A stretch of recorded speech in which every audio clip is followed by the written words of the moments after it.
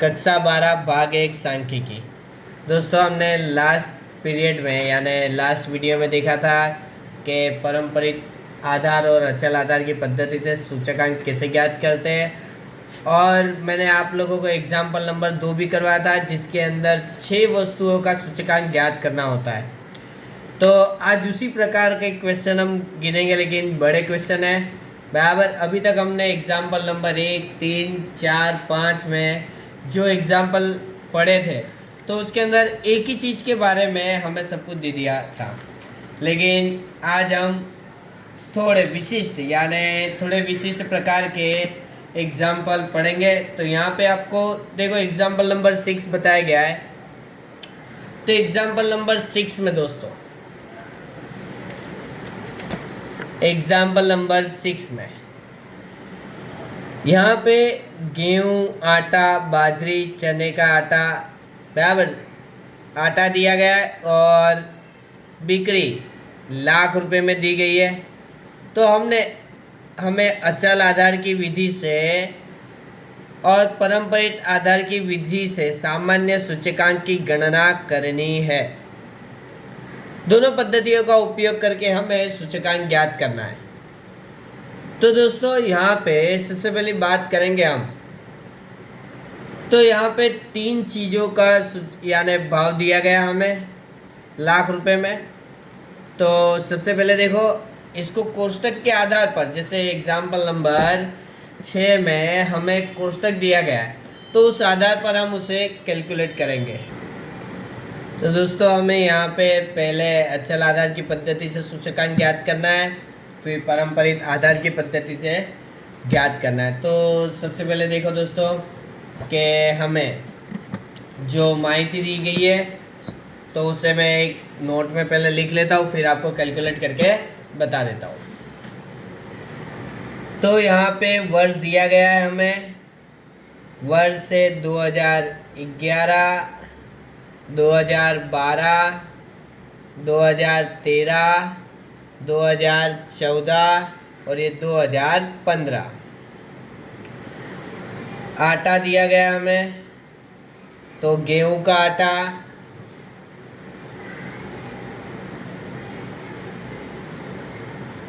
उसके बाद बाजरी का आटा,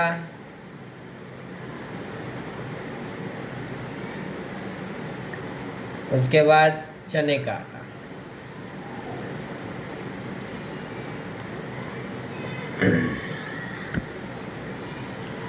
चालीस, 46, 50, 56 और 64, 20, 30, 36, 42, 54 और यहाँ पे 50, 64, 80, 96, 112। अब दोस्तों, हमें ये चीज़ दे दी गई है तो हम इसे अचल आधार की पद्धति से ज्ञात करेंगे। एग्जाम्पल नंबर 6 है। तो सबसे पहले यहाँ पे लिखेंगे अचल आधार की विधि द्वारा सूचकांक ज्ञात करेंगे। तो उसका सूत्र होगा दोस्तों सूचकांक का।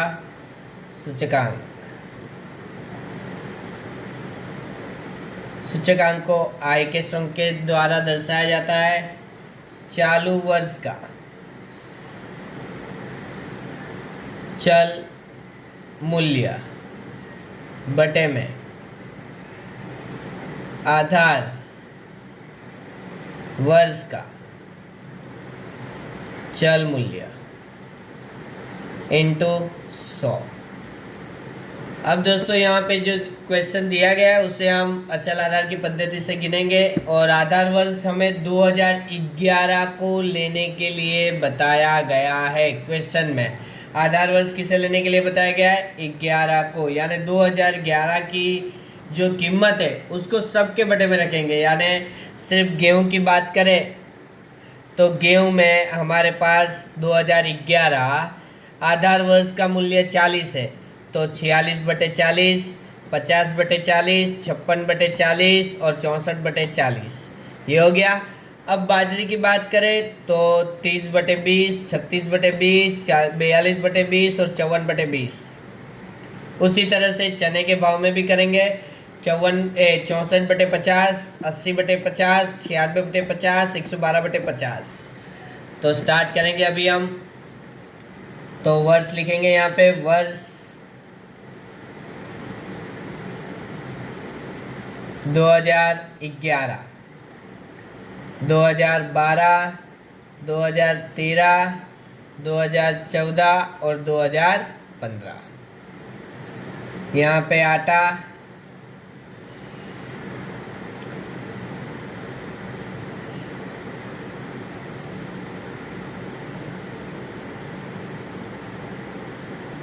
गेहूं का आटा, फिर बाजरी का आटा और चने का आटा। तो सबसे पहले 40/40 इंटू 100, तो हमारा आंसर मिलेगा हमें 40। उसके बाद 46/40 इंटू 100, तो यहाँ पे लिखेंगे 46/40 इंटू 100, तो आंसर होगा 115। उसके बाद 50/40 इंटू 100, तो 50/40 इंटू 100 करेंगे तो 125। 56/40 इंटू 100, 56/40 इंटू 100, तो 140। 64/40 इंटू 100, 64/40 इंटू 100, तो 160। अब यहाँ पे लिखेंगे 20/20 इंटू 100, यानी कितना होगा 100। उसके बाद 30/20 इंटू 100, 150। 30/20 इंटू 100। उसके बाद दोस्तों 36/20 इंटू 100, 180। 42/20 इंटू 100, 42/20 इंटू 100, तो 210। उसके बाद 54/20 इंटू 100, तो 54/20 इंटू 100, 270। फिर से यहाँ पे लिखेंगे 50/50 इंटू 100, 50/50 इंटू 100, यानी आपको आंसर मिलेगा 100। यहाँ पे दोस्तों भूल से 40 लिख दिया था, तो यहाँ पे 100 ही होगा। 40/40 इंटू 100 करेंगे तो 100 ही आंसर होगा हमारा। उसके बाद 64/50 इंटू 100, तो 64/50 इंटू 100, 128।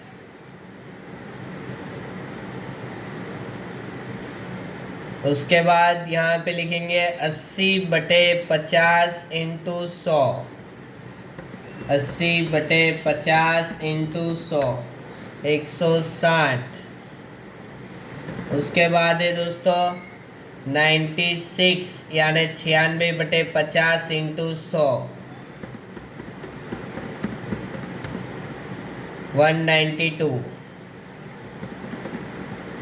112/50 इंटू 100,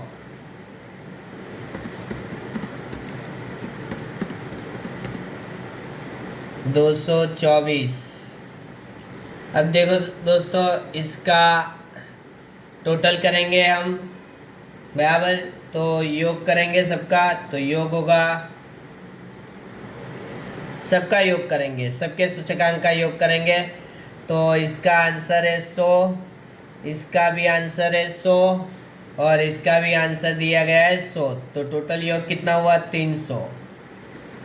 115, 150 और 128, इसका योग करेंगे। 115, 150, 128, 393, फिर 125, 180 और 160, 465, 140, 210, 192 यानी 542, 160, 270, 224, 654। अब सामान्य सूचकांक ज्ञात करेंगे बिक्री का। बिक्री का सामान्य सूचकांक, बिक्री का सामान्य सूचकांक ज्ञात करेंगे हम। तो दोस्तों यहाँ पे दिया गया है, जो हमने कुल योग निकाला है वो 3 चीज़ें हैं जिसके अंदर गेहूँ, बाजरी और चने। तो बटे कितना कर देंगे 3। तो 300 बटे 3 करेंगे पहले हम। 300 बटे 3 तो 100 आंसर आएगा। 393 बटे 3 करेंगे तो उसका आंसर होगा 131। 465 बटे 3 करेंगे 155।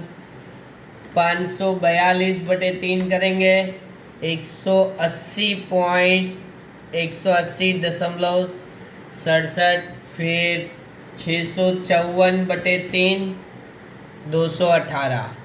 ये हमने एक पद्धति से पूरा सूचकांक ज्ञात कर लिया है दोस्तों। जैसे 300 बटे 3 किया हमने तो 100 हुआ। क्यों 3 किया? क्योंकि 3 चीज़ें दी गई है हमें। उसी तरह से दोस्तों अब हम परंपरित आधार का सूचकांक ज्ञात करेंगे। तो परंपरित आधार का सूचकांक का सूत्र लिख रहा हूँ मैं यहाँ पे।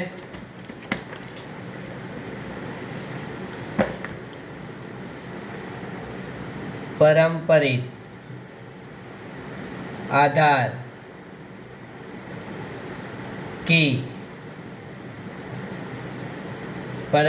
आधार की विधि से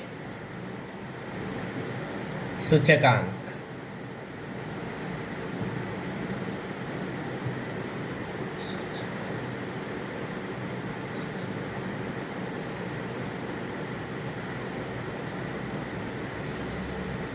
चालू वर्ष का चल मूल्य बटे में गत वर्ष का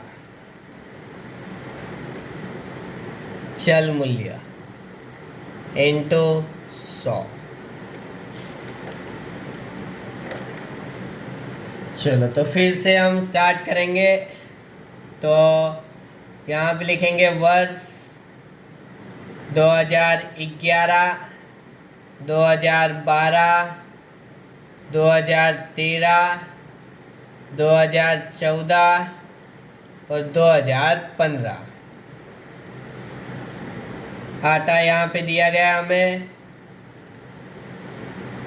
तो यहाँ पे लिखेंगे गेहूं का आटा, बाजरी का आटा और चने का आटा।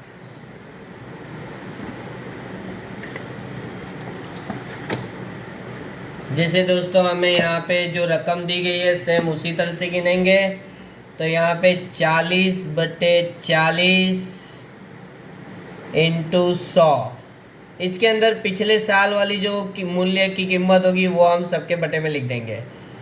46 बटे 40 इंटू 40 बटे 40, 46 बटे 40 इंटू 100, 50 बटे 40 इंटू 100, 56 बटे 40 इंटू 100, 64 बटे 40 इंटू 100। अब उसके बाद जैसे ये गेहूं का आटे का भाव लिख दिया हमने, अब उसी तरह से बाजरी का भाव भी लिख देंगे। तो 20 बटे 20 इंटू 100, 30 बटे 20 इंटू 100, 36/20 इंटू 100। उसके बाद 42/20 इंटू 100। 54/20 इंटू 100। ये हमने बाजरी का भाव लिख दिया है। अब देखो उसके बाद लिखेंगे दोस्तों हम चने का भाव। तो 50/50 इंटू 100। 64/50 इंटू 100। 80/64 इंटू 100। उसके बाद दोस्तों 96/80 इंटू 100। और यहाँ पे 112/96 इंटू 100। अब सबका सूचकांक ज्ञात कर लेंगे दोस्तों हम। तो सबसे पहले यहाँ पे आएगा 100। 46/40 इंटू 100 करेंगे तो यहाँ पे 115 हो जाएगा। 50/40 इंटू 100 125। 56/40 इंटू 100 140। 64/40 इंटू 100 160। यहाँ पे पहले में आएगा 100 150। 36/20 इंटू 100 तो 180। 42/20 into 100 210। 54/20 into 100 270। 50/50 into 100। 64/50 into 100 128। 80/64 into 100 125। 96/80 into 100 120। 96/80 into 100 किया तो 120 सूचकांक आया। उसके बाद दोस्तों 112/96 इंटू 100 116.67।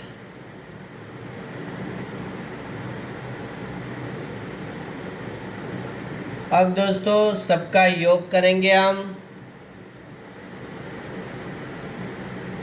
तो सबका योग लिखेंगे यहाँ पे।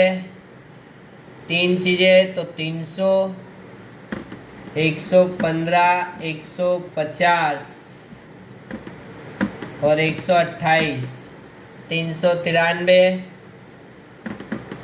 125 180 और 125। 430 140 210 120। 470 और 160 270 166.67 टोटल 546.67। अब सामान्य भाव का सूचकांक निकालेंगे दोस्तों हम। सामान्य सूचकांक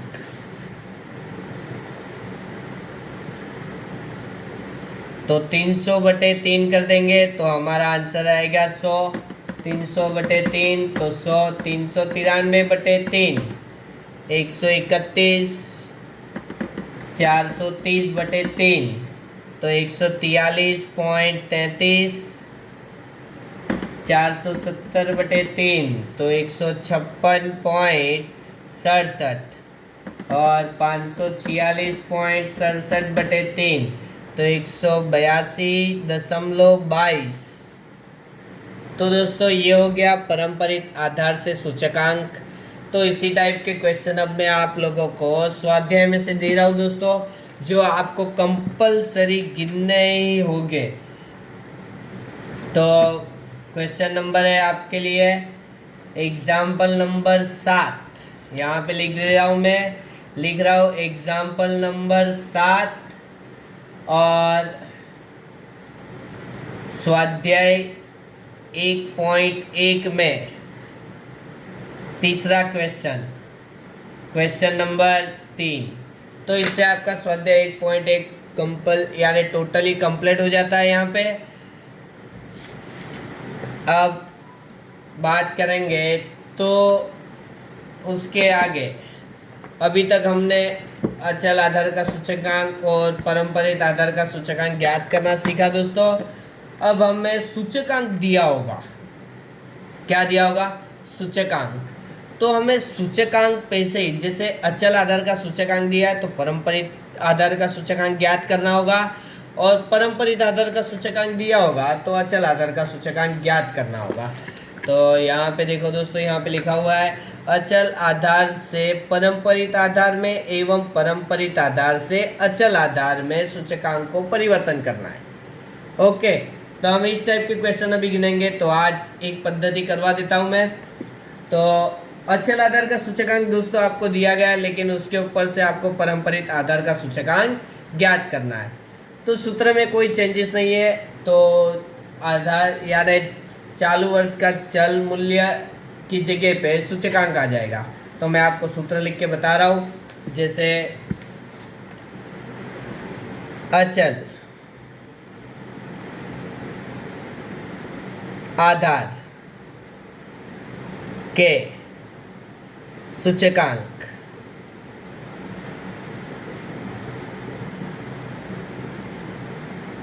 पर से पारंपरिक आधार का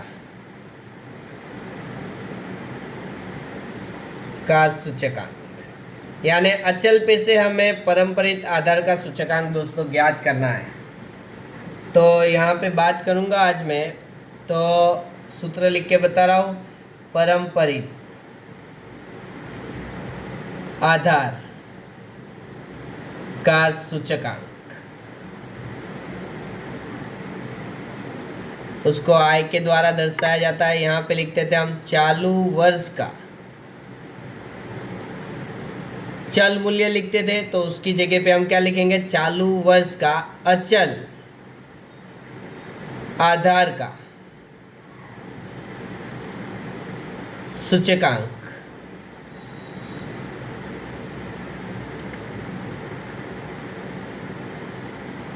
बटे में गत वर्ष का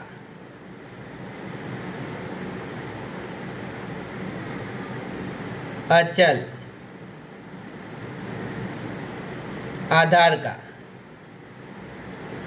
सूचकांक इंटू 100।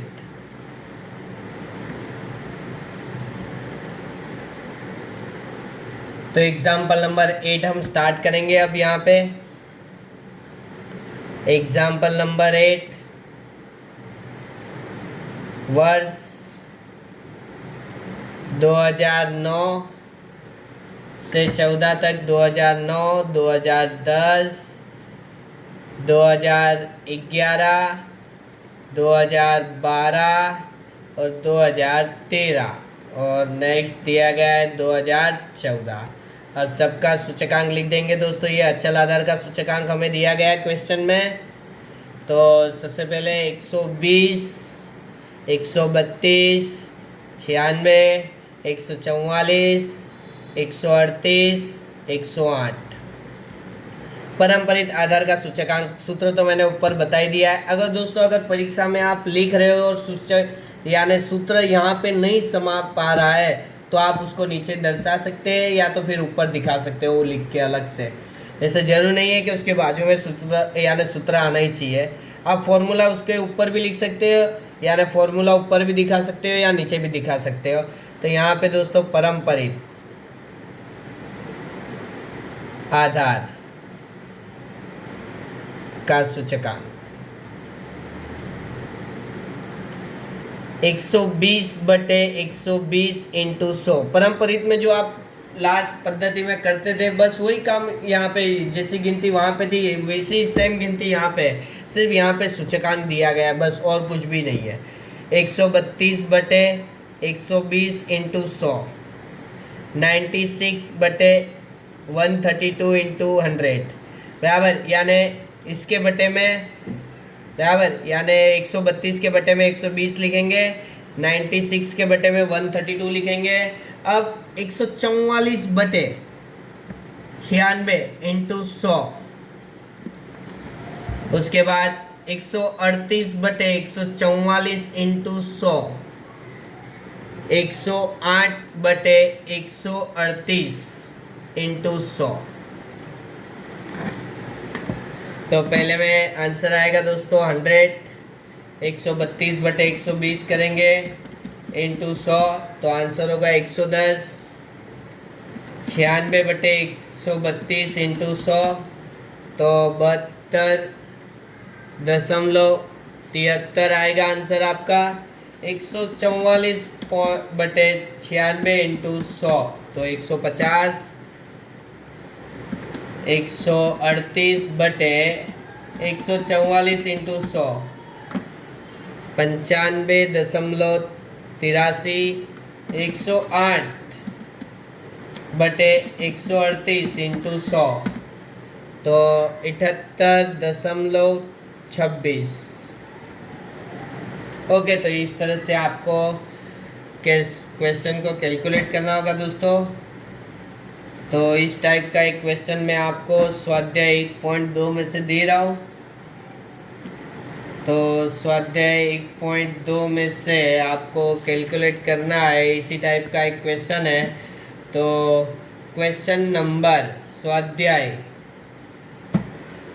1.2 में से क्वेश्चन नंबर 2 है, जो सेम है। अचल आधार का सूचकांक दिया गया है दोस्तों, और आपको गणना करनी होगी पारंपरिक आधार के सूचकांक की। सॉरी, क्वेश्चन नंबर 2 नहीं है,